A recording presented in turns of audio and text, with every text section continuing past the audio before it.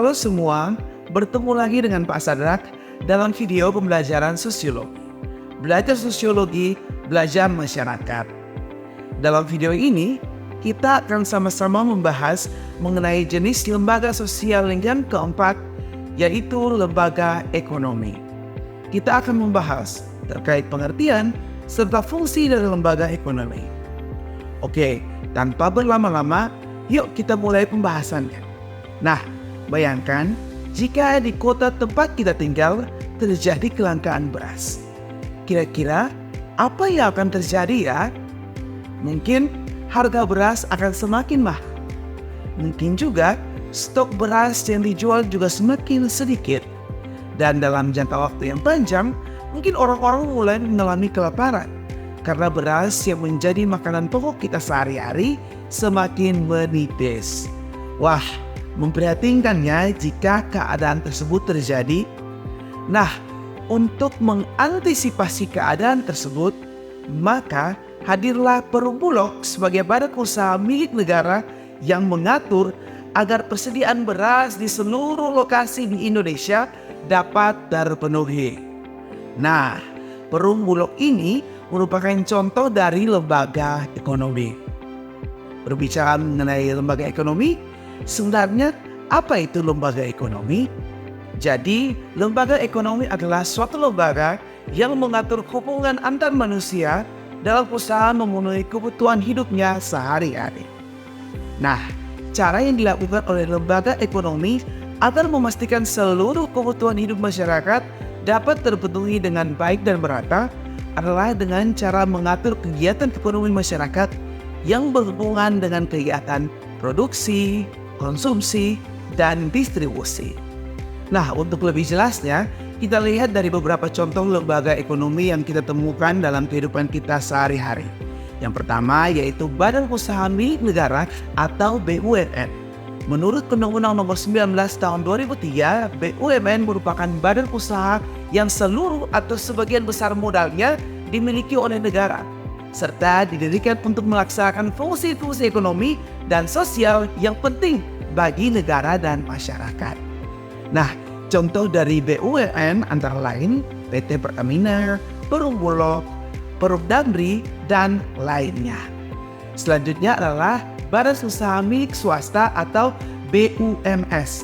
BUMS merupakan badan usaha yang kepemilikannya bersifat pribadi, didirikan dan dimodali oleh seseorang atau sekelompok orang secara mandiri. Contoh BUMS antara lain PT Astra International Indonesia yang bergerak di bidang industri otomotif di tanah air. Kemudian ada juga PT Unilever Indonesia yang bergerak dalam produksi kebutuhan rumah tangga dan berbagai BUMS yang lain. Ketiga adalah koperasi.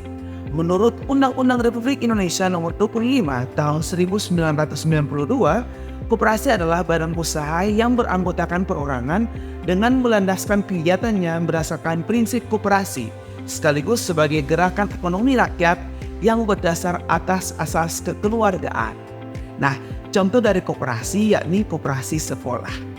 Oke, kita sudah membahas mengenai pengertian dan contoh dari lembaga ekonomi. Selanjutnya, kita akan membahas mengenai fungsi dari lembaga ekonomi.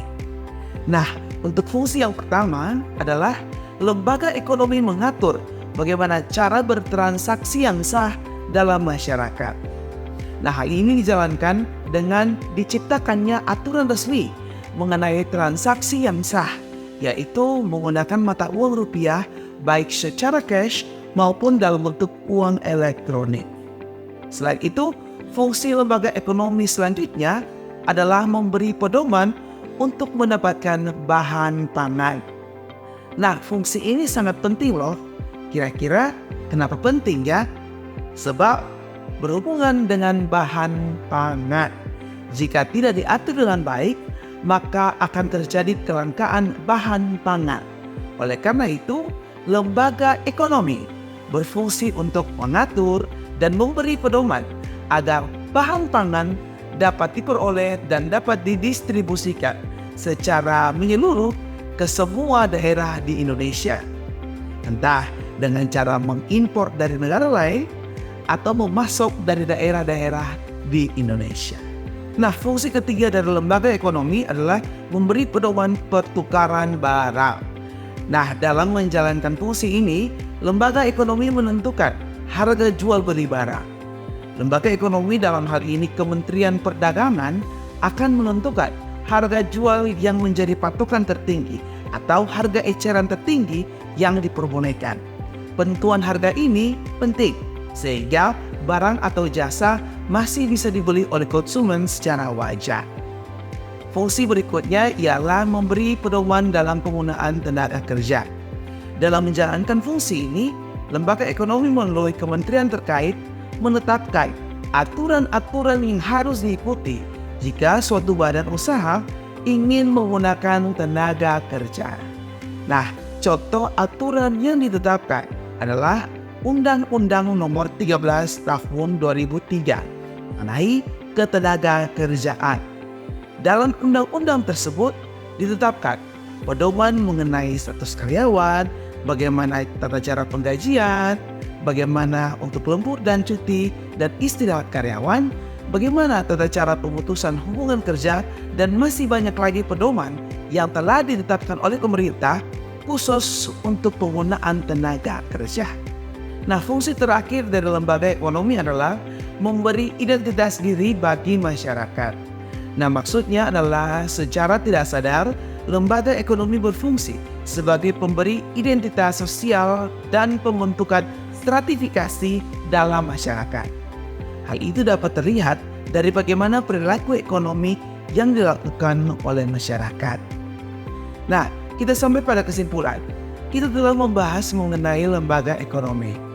Sekarang pertanyaannya ialah, selain lembaga ekonomi, lembaga sosial apa lagi ya yang ada dalam masyarakat?